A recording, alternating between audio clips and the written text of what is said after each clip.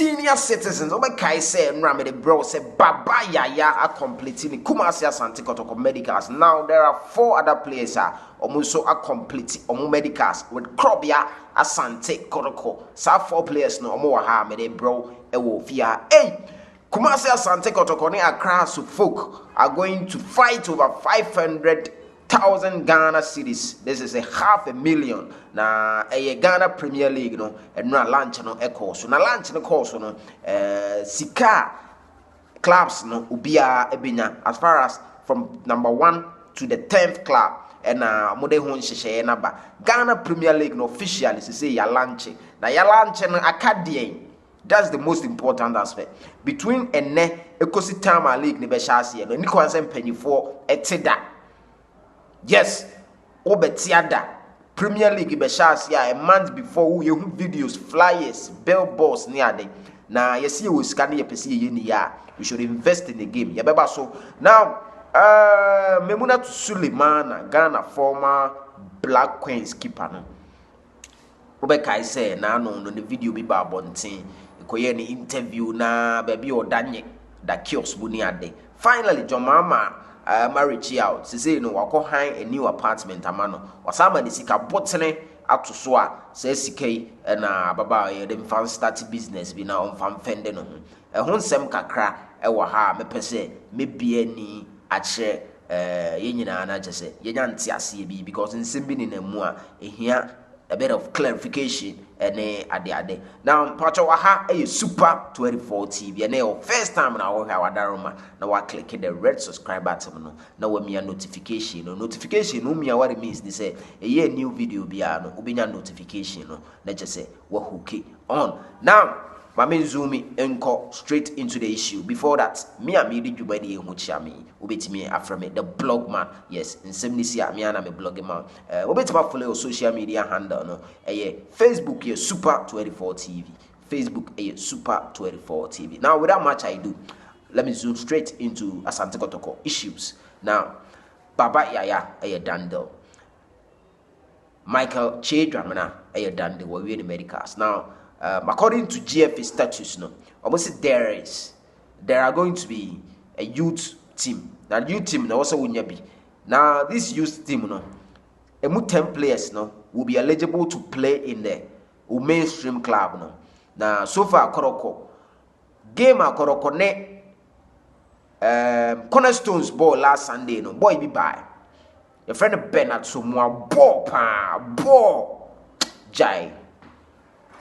Koroko ene na wie why the medicals bibia dem ono na share go bia na amanfo kra nim say a foreigner but ono koroko for ne say munya neutralist say koroko assign no enti ene koroko ene as a camp game e beba so no koroko ne as a camp game e beba so no sa obogo a bobetisi actually din ankasa agu ho.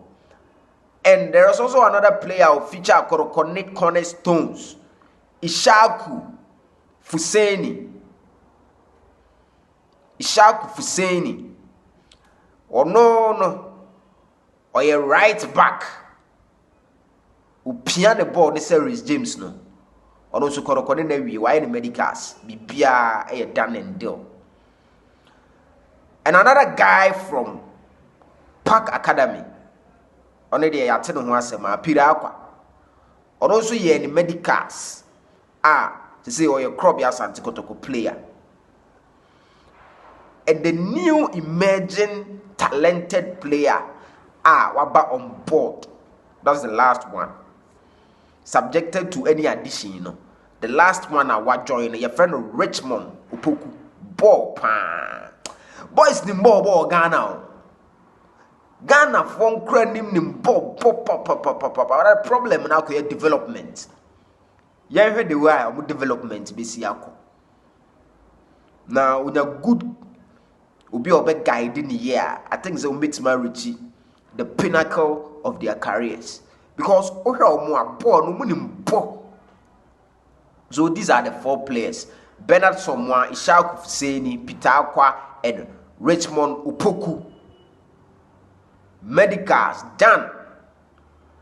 And in other news, Michael Chedram also Kotoko in the medicals BBA and confirmation upon confirmation ebeba beto so. Say here we go no for Krobia Asante Kotoko. Ghana Premier League no chassis. Now Kotoko ne has to folk echo fight over 500,000 Ghana cedis, which is Canadi's 5 billion according to GFA4 no. Almost say what about the league, you know? You have about 5 billion, 500,000. 500,000, you know. The obedi second, ebenya 200,000. That the obedi third, enya 100,000 Ghana cedis. The obedi fourth position, ebenya 80,000 Ghana cedis. The obedi fifth position, ebenya 70,000 Ghana cedis. The obedi sixth position, ebenya 60,000 Ghana cedis. The obedi seventh position, ebenya 50,000 Ghana cedis. Eighth position, ebenya 40,000 Ghana cedis. Ninth position, ebenya 30,000 Ghana cedis.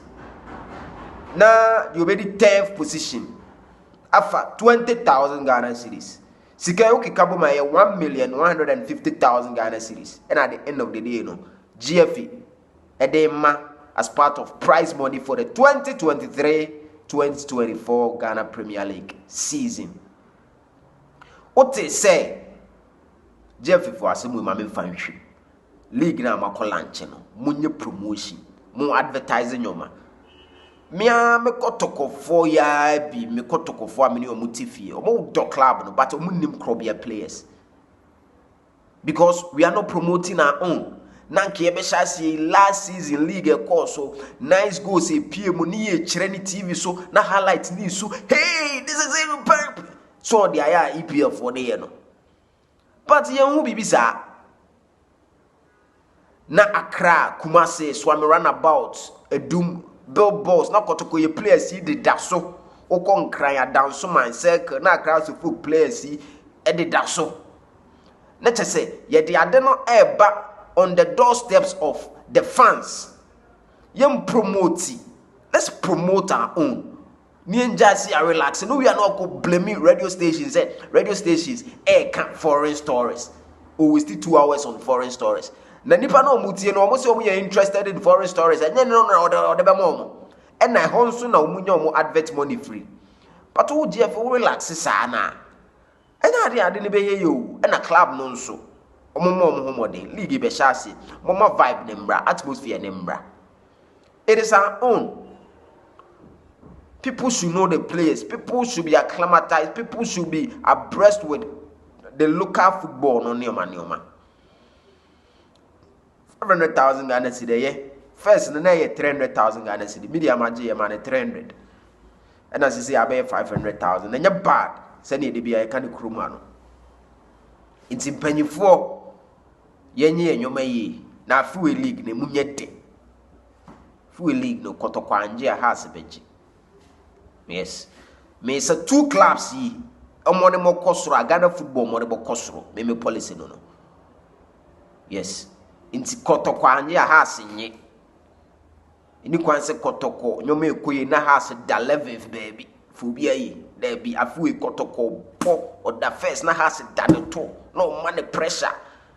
So Memuna to Suleiman a former Black Queens goalkeeper. Na video bi babon say not da chaos muni ade. Mama akosoto no. Na Mahama soto no a dime 1,500 Ghana cedi a month apartment near Hayama. No people say na e dan ya ko Hayama ma me a wonya adwuma.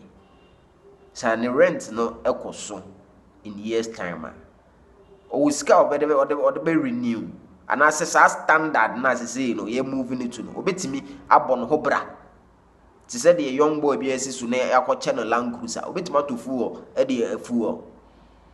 No e asem sebe but I understand say mama sama ni ska e si on fan start business. Empanyifo guide na business bi o ye bia onye ska obetimi dey abon ho bra say level e dey na akoto no. Because a dan 1,150 1,500 Ghana cedis a month no ube tima ho utility bills ne ade beba no sa woni ska masa wontimi ntwia no kra no tufu nyankopɔ me enti ase bedo asese no pe wo sani medi kasubom e ofia me say ade ba akɔ me mani gipa sa wo nyame asem firi ho a e football ena mesa so camera simi so se me ne mu di nkita ho e wo YouTube channel we so Super 24 TV na me di anje papa yo ye bi otumfo nyankopon insha onto ni super no enguso ma na mfa free adom enko adom ye pese hia in another video patron subscribe ya no subscribe ya mama